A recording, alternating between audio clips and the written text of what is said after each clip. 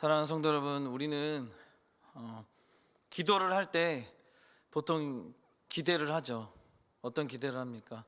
하나님 이번에 말씀 주시면 또 응답 주시면 제가 잘하겠습니다.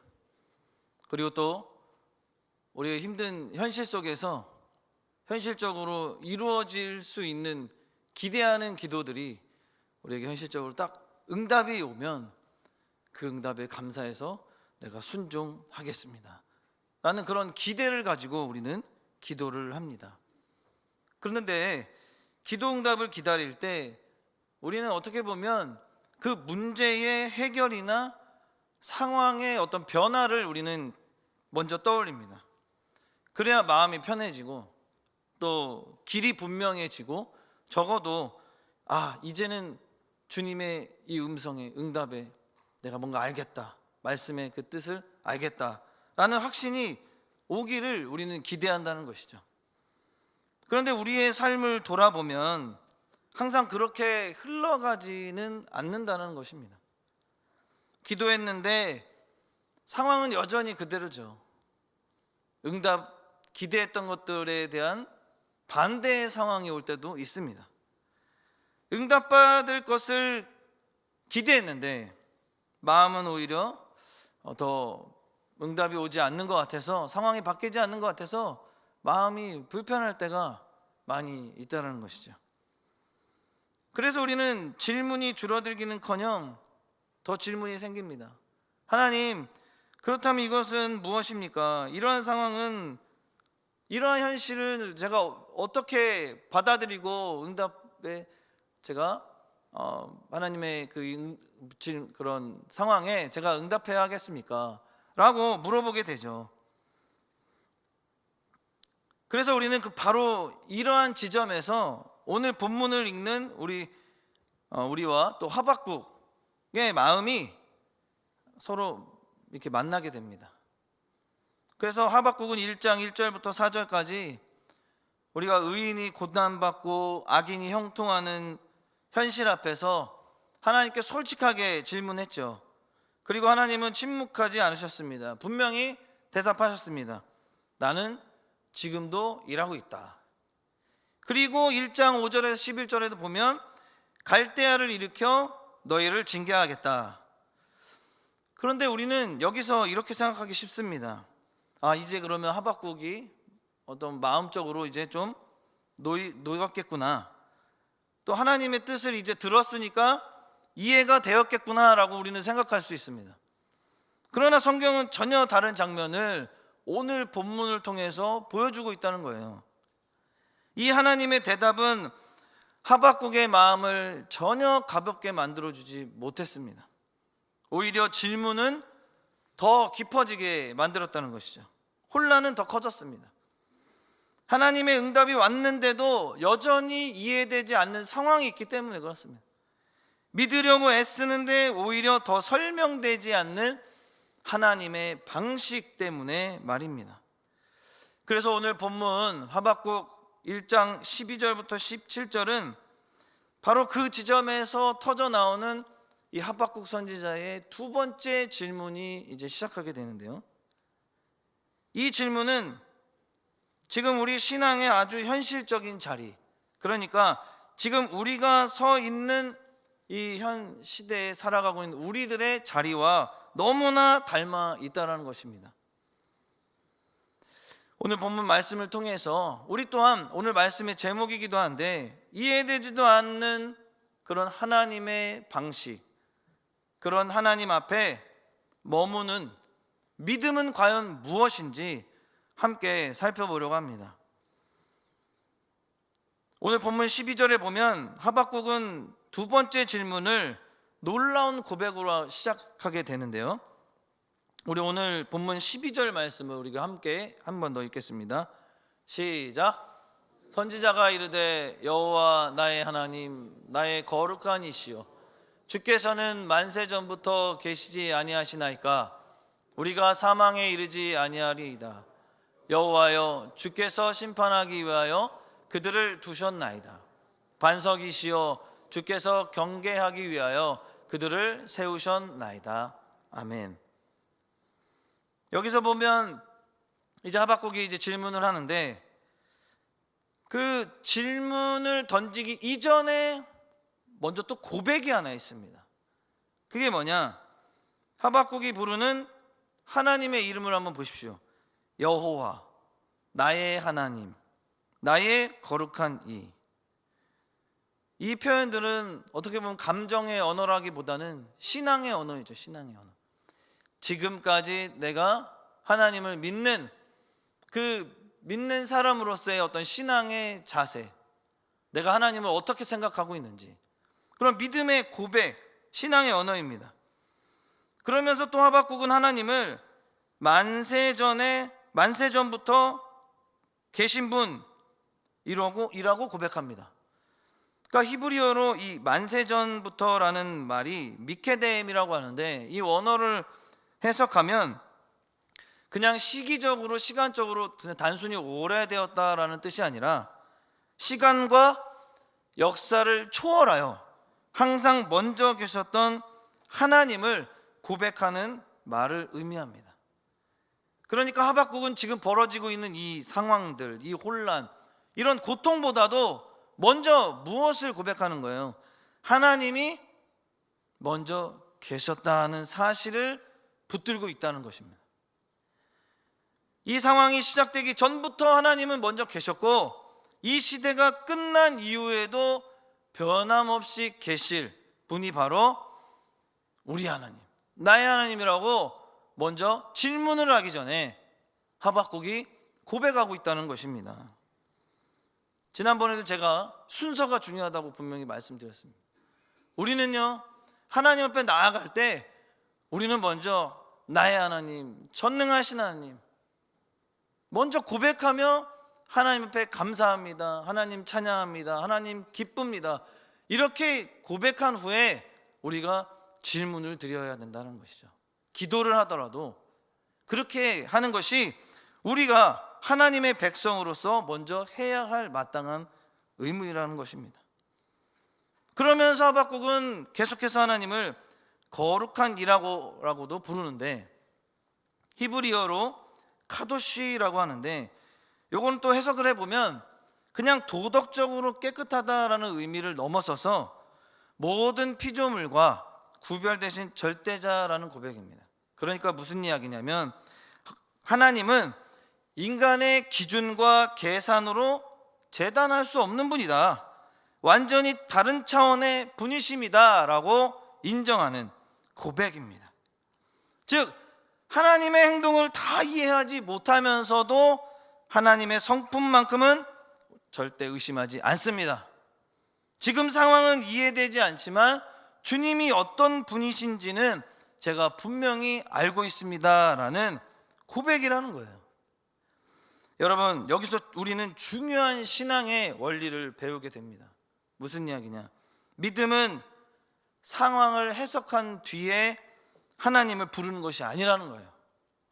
하나님을 고백한 뒤 상황을 다시 바라보는 것이 믿음의 사람이다라는 것입니다. 근데 우리는 어떻습니까? 먼저 문제나 상황들이 있을 때 내 생각대로 다 먼저 판단해 놓고 해결할 일들을 막 어떻게 합니다. 인맥도 쓰고요, 내 능력도 쓰고 여러 가지로 막 한 다음에 하나님, 제가 이렇게 다 준비했으니까 이거 해결해 주세요 라고 우리는 뒤늦게 하나님을 찾는다는 것이죠. 그러면 해결받아 마땅해요, 또 해결해 주세요 라고 하지 않습니까? 그러면 또 해결해 주시지 않으면 또 삐지고 서운해하고, 그렇지 않습니까? 그런데 오늘 말씀에서는 그게 아니라 하나님을 먼저 고백하라는 거죠. 하나님을 먼저 고백한 뒤에 상황을 다시 바라보라는 것입니다. 하박국은요, 하나님을 의심의 대상으로 세우지 않으셨습니다. 그는 하나님을 재판석에 앉히지 않았어요. 오히려 자기 자신을 하나님의 말씀 앞에 세웁니다. 성경은요, 하박국뿐만 아니라 이런 믿음의 태도를 여러 번 보여줍니다. 욥을 한번 보시기 바랍니다. 욥은 자신의 고난을 이해하지 못했습니다. 그러나 그는 이렇게 말하고 선포하죠. 욥기 13장 15절에 이렇게 말씀합니다. 같이 읽겠습니다. 시작. 그가 나를 죽이시리니 내가 희망이 없노라.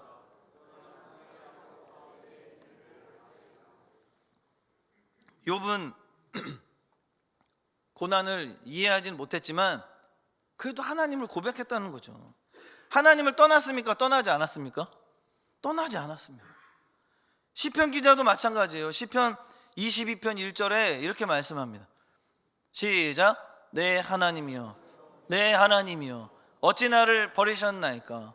어찌 나를 멀리하여 돕지 아니하시오며 내 신음소리를 듣지 아니하시나이까? 아멘. 세상 사람들은 어떤 여러 가지 문제들이 있을 때 무당도 찾아가고 또 막 굿도 하고 또 운세도 보고 여러 가지 해결하려고 그런 것도 찾아다니잖아요. 그런데 가서 그게 응답이 되면 돈 더 드리고 막 감사하고 막 그러는데 안 되면 바로 그냥 배신 때려버리잖아요. 아, 여기 용하지도 않네 하면서 가지도 않습니다. 그런데 우리는 하나님을 믿을 때 이러한 상황이 있을 때 하나님의 응답이 없다면 우리 하나님을 떠나야겠습니까? 떠나지 말아야겠습니까? 떠나지 말아야 할 것입니다. 우리는 좋든 싫든 하나님 응답하시든 안 하시든 하나님의 뜻이 정말 내가 알고 있는 방식, 그 이해하는 선에서 정말 이론적으로 이성적으로 정말 이해하지 않는 상황이 올지라도 하나님의 방식이 분명한 뜻이 있기 때문에 그러한 상황이 있을 거라는 상황을 우리가 이해하면서 먼저 하나님을 우리는 신뢰해야 된다는 거죠. 시편 기자처럼 내 하나님이여, 내 하나님이여, 나를 버렸을지라도 내 하나님, 내 하나님이라고 고백해야 한다는 것이죠. 그러면서 내 하나님이지만 나를 어찌 버리셨습니까? 어찌 나를 멀리하여 돕지 아니하셨습니까? 내 신음소리를 왜 듣지 아니하십니까? 라고 질문을 해야 한다는 것이죠. 탄식하면서도 시편의 끝에는 항상 하나님을 향한 신뢰의 고백이 남아 있었다라는 사실을 우리는 믿으셔야 합니다. 이것이 성경이 말하는 믿음이라는 거예요. 믿음은 질문이 없는 상태가 아닙니다. 믿음은 질문을 하나님께 어떻게 하라는 거예요? 가지고 가라고 했지 않습니까? 가지고 가는 용기입니다. 그렇습니다, 여러분. 우리의 삶에도 여러 가지 설명되지 않는 장면들이 너무 많이 있습니다. 왜 이런 일이 내게 일어났는지, 왜 기도했는데 상황이 더 어려워지고 도무지 이해할 수 없는 상황이 이렇게 생길 때, 그때 우리는 두 갈래의 길에 앞에 서게 됩니다. 하나는 하나님을 멀리하는 길, 또 다른 하나는 하나님께 더 가까이 가는 길. 하박국도 분명히 후자, 두 번째를 선택했습니다. 그는 이해되지 않는 하나님의 방식 앞에서도 하나님을 떠나지 않고 하나님께 더 깊이 나아갔다는 것이죠. 사랑하는 성도 여러분, 우리도 후자가 되어야 합니다. 어떠한 상황이 올지라도 우리는 두 번째, 하나님의 방식 앞에서 하나님을 떠나지 않고 하나님께 더 깊이 나아가는 저와 여러분 되기를 주님의 이름으로 간절히 소망합니다. 그러므로 우리도 상황이 이해되지 않을 때 먼저 문제를 분석하기보다, 그것을 문제를 분석하고 해결하려고 애쓰기보다 하나님의 성품을 먼저 바라보시는, 또 고백하는 저와 여러분 되어야 합니다. 왜 그렇습니까? 라고 묻기 전에 주님은 어떤 분이십니까? 라고 다시 붙들어야 합니다. 그리고 질문을 접어두라는 말이 아니라 질문을 품고 하나님 앞에 머무르라는 초대에 응답해 나아가야 합니다. 신앙은 모든 것을 이해한 사람이 걷는 길이 아니에요. 이해되지 않아도 하나님을 붙드느냐 안 붙드냐, 이 상황에 있다는 것입니다. 우리는 이해되지 않아도 하나님을 붙들어야 하는 것입니다. 그게 진정한 믿음의 사람이라는 거예요. 오늘 본문의 하박국 또한 바로 이 자리에서 다음 단계로 나아가게 됩니다. 이해되지 않아도 떠나지 않는 믿음, 그 믿음이 결국 파수꾼의 자리로 그를 세우게 된다는 것입니다. 이것이 오늘 하나님께서 우리를 부르시는 믿음의 자리입니다. 아무쪼록 그 믿음의 자리에 우리도 나아가길 소망합니다. 이어서 하박국의 질문은 훨씬 더 깊어지고 더 날카로워지는데요, 오늘 본문 13절 말씀을 함께 읽겠습니다. 주께서는 눈이 정결하심으로 악을 참아 보지 못하시며 패역을 참아 보지 못하시거늘 어찌하여 거짓된 자들을 방관하시며 악인이 자기보다 의로운 사람을 삼키는데도 잠잠하시나이까. 아멘. 이제 하박국은 더 이상 이 상황에 대한 말을 하지 않습니다. 이제 그는 오히려 하나님의 성품 그리고 현실을 정면으로 이제 마주 놓고서 이야기합니다. 하나님은 거룩하시다고 믿습니다. 그런데 왜 현실은 정반대로 흘러갑니까? 그리고 왜 더 악한 자를 덜 악한 자를 삼키도록 아무 일도 없는 것처럼 내버려 두십니까? 이렇게 질문하고 있어요. 여기 오늘 본문 13절에 눈이 정결하심으로 라고 되어 있는 이 정결하다라는 이 단어가 히브리어로 타오르라는 단어인데, 이 말은 단순히 깨끗하다라는 뜻을 넘어서 악과 섞일 수 없고 악을 그대로 두지 않는 상태를 의미하고 있습니다. 그리고 뒤에 좀 악인이 자기보다 의로운 사람을 삼키는데도 잠잠하시나이까 할 때 이 악에 대한 부분을 이제 표현하고 있는데, 그러니까 악을 참아 보지 못하시며라는 표현을 하나님이 악을 못 보신다는 뜻이 아니라 악을 무관심하게 바라보지 않으신다라는 신앙의 고백을 의미하고 있습니다. 그러니까 즉 하박국의 말은 이러한 뜻이에요. 하나님은 악을 보시고도 그냥 넘기는 분이실까요? 분이 아니시라는 겁니까? 넘기시지 않으시다라는 것입니다. 그래서 하박국은 계속 이해되지 않는 거예요. 거룩하신 하나님께서 왜 지금 이 악을 가만두지 넘기시지 않은 분이라고 얘기하는데 왜 이 악을 잠잠히 두시는 것처럼 보이는가? 도저히 이해할 수 없는 하나님의 방식 때문에 계속해서 어려워하고 있는 거예요. 또 본문 후반부에 보면 방관하다, 잠잠히 보다라는 말에는 하박국의 깊은 고통이 담겨 있습니다. 무엇이냐면 하나님이 방관하시고 잠잠히 계시니까 하나님이 그러면 계시다라는 거예요? 안 계시다라는 걸로 생각을 하는 거예요. 방관하고 계시고 잠잠히 계시니까 하나님 안 계시나 보다 라고 생각이 드는 거죠. 그래서 아무 일도 하지 않으시는 것처럼 느껴지는 순간이라는 것입니다. 여러분, 이것이 우리 신앙생활하는 사람들에게 있어서 가장 힘든 순간입니다. 힘든 자리이기도 해요. 왜냐하면 하나님을 믿지 못해서가 아니라 하나님을 너무 잘 알기 때문에 생기는 고통이라는 것이죠. 왜냐하면 우리는 하나님이 반드시 계시다는 걸 믿고 있고 하나님 살아계시다는 걸 알고 있는데, 이러한 상황이 생겨버리면 하나님 살아계시는데 왜 이거 해결 안 해주시지? 라고 생각하기 때문에 신앙적으로 믿음 생활하는 데 있어서 우리는 어려움이 생길 때가 많다는 것입니다. 그런데요, 성경에는 마찬가지의 질문을 했던 사람들이 적지 않습니다. 요셉도 보시면요, 형들의 악은 분명한 죄였습니다. 그러나 하나님은 그 악을 즉시 멈추지 않으셨죠. 오랜 시간 침묵하셨고 요셉은 어디까지 끌려가게 됩니까?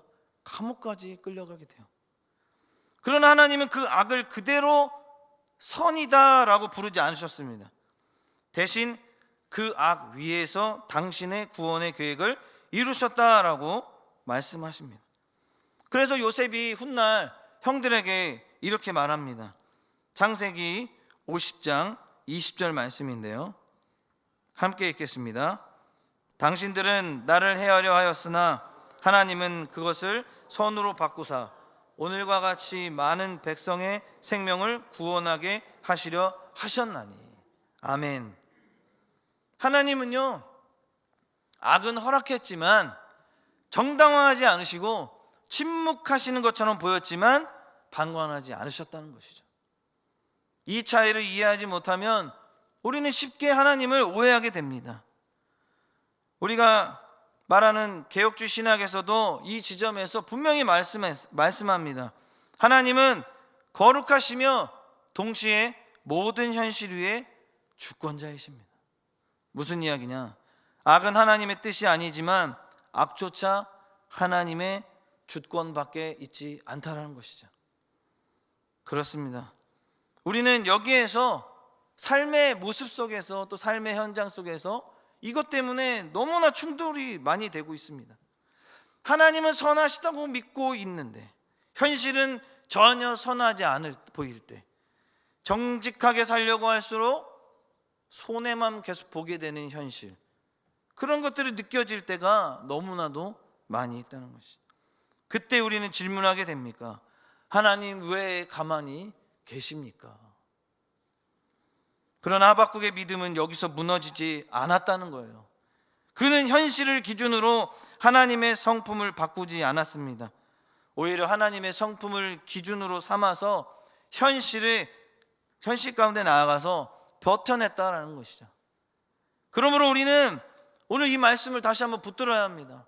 우리도 이해되지 않는 현실 앞에서 하나님이 틀렸다고 쉽게 결론 내리지 말아야 합니다. 눈에 보이는 상황 하나로 하나님의 거룩하심과 그 주권을 내려놓지 마시라는 거예요. 그러면서 질문도 생길 수 있습니다. 의문이 사라지지 않을 수도 있습니다. 그러나 그 질문을 하나님을 떠나는 이유로 삼지 말아야 된다는 것이에요. 그 질문을 우리로 돌고 하나님 앞에 더 깊이 머무는 자리로 나아가길 주님은 원하신다라는 것입니다. 신앙은 모든 것이 이해가 되고 설명될 때 신앙이 자라는 것이 아니에요. 설명되지 않아도 하나님의 성품을 붙들고 믿음으로 인내하며 나아갈 때 그 믿음이 자라난다는 것입니다. 신앙이 자라난다는 거예요. 아무쪼록 우리도 오늘 하박국처럼 이해되지 않는 질문을 품은 채로 신앙의 가장 깊은 자리로 들어가 현실보다 하나님의 성품을 더 굳게 붙드는 믿음으로 서게 되기를, 그리고 그 믿음이 마침내 우리를 하나님의 말씀을 기다리는 파수꾼의 자리로 이끌게 되기를 주님의 이름으로 간절히 소망합니다. 마지막으로 하박국은요, 이제 바벨론의 폭력을 아주 구체적이게 비유하고 있습니다. 또 묘사를 하고 있습니다. 오늘 본문 14절 15절 말씀을 우리 함께 읽겠습니다. 시작. 주께서 어찌하여 사람을 바다의 고기 같게 하시며 다스리는 자 없는 벌레 같게 하시나이까? 그가 낚시로 모두 낚으며 그물로 잡으며 투망으로 모으고 그리고는 기뻐하고 즐거워하여. 아멘. 바벨론은 그러니까 사람을 사람으로 보지 않았습니다. 그들은 사람을 고기처럼 끌어올리고 그물에 걸린 존재처럼 취급했다는 것이죠. 존엄도 생명도 없었습니다. 오직 정복과 승리만 있었다는 것이죠. 그러면서 하박국은 더 충격적인 장면을 말합니다. 오늘 본문 16절인데요. 그물에 제사하며 투망 앞에 분향하오니 이는 그것을 힘입어 소득이 풍부하고 먹을 것이 풍성하게 됨이니이다. 아멘. 여기서 이제 하박국이 지적하는 것은 단순한 폭력만을 지적하는 것으로 끝나는 게 아니라 숭배의 대상이 잘못되었다라고 지적합니다. 그러니까 바벨론은 자신들의 무기, 군사력, 전략을 마치 신처럼 섬긴다라는 거예요. 그물은 도구인데 그 도구를 어떻게 한다는 거예요? 신의 자리에 놓고서 올려놓고 숭배를 했다는 것입니다. 이것이 성경이 말하는 우상 숭배의 본질이다라는 것입니다. 눈에 보이는 힘, 그리고 눈에 보이지 않는 하나님보다 더 신뢰하게 돼버렸다는 것입니다. 그러면서 마지막으로 하박국은 이 모습을 바라보며 다시 묻습니다. 오늘 본문 마지막 17절 말씀을 함께 읽겠습니다.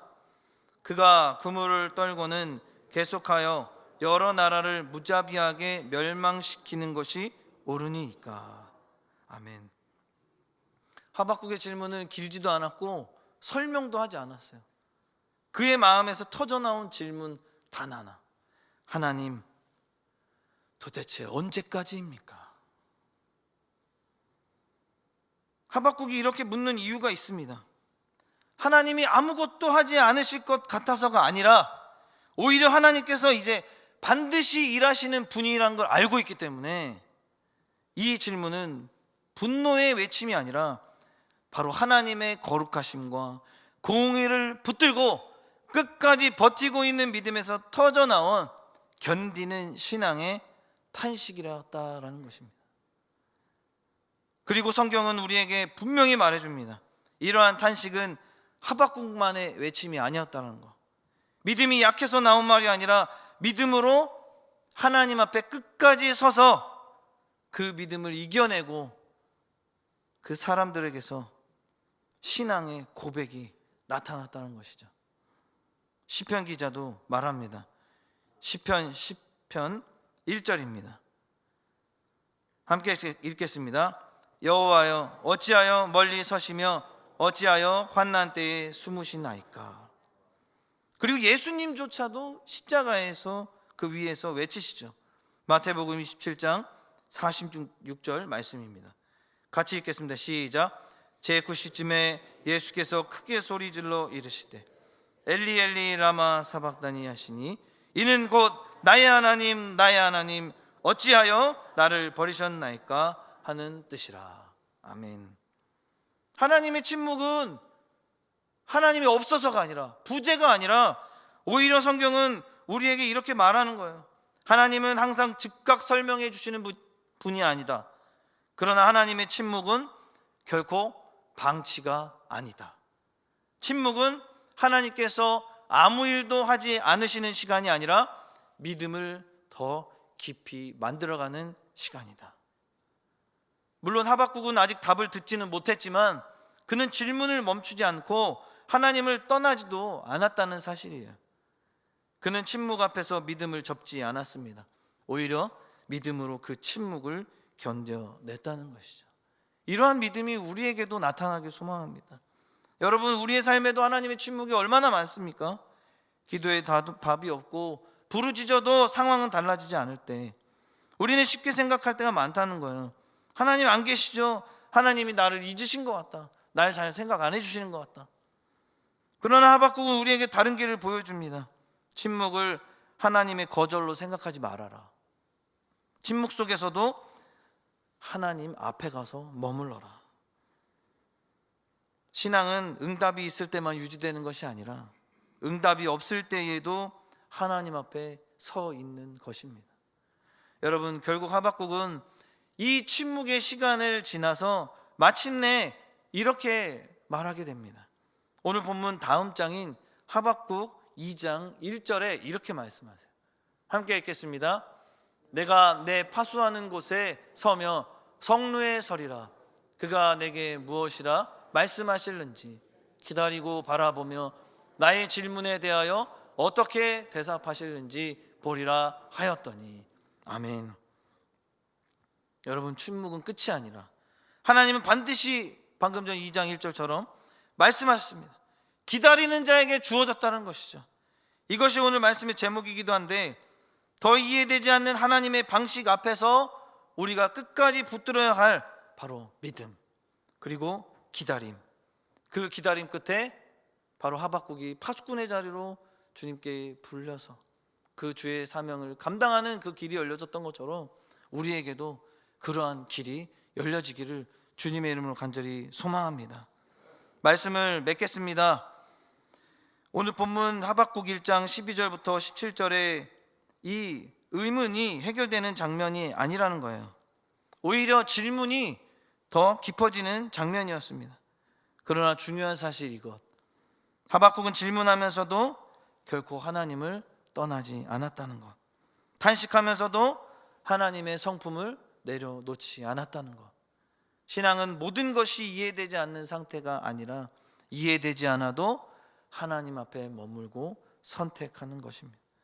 그래서 오늘 본문 아닌 아까 2장 2절 하박국 2장 1절의 말씀처럼 내가 파수꾼의 자리에 서서 하나님께서 내게 무엇이라 말씀하실지 기다리겠다라는 그 말씀의 고백처럼 우리도 오늘 3일밤 예배를 모인 우리에게도 같은 부름 앞에 함께 서 있기 때문에 오늘 말씀을 다시 한번 붙들었으면 좋겠습니다. 설명되지 않는 삶의 문제 속에서도 도망치지 않고 하나님 앞에 머무는 믿음, 그 자리에서 하나님은 반드시 우리에게 말씀하실 것이고 마침내 우리를 의인은 믿음으로 산다는 고백으로 이끌어 주실 줄 믿습니다. 아무쪼록 더 이해되지 않는 하나님의 방식 앞에서도 우리는 어떠한 영적 전쟁 가운데서도 늘 믿음이 잃지 않고 신앙생활을 잘 하셔서 늘 승리를 경험하는 또 저와 여러분 모두가 되기를 주님의 이름 간절히 축원합니다. 아멘. 이제 말씀을 마음에 새기며 우리 합심하여 통성으로 기도하는 시간 갖도록 하겠습니다.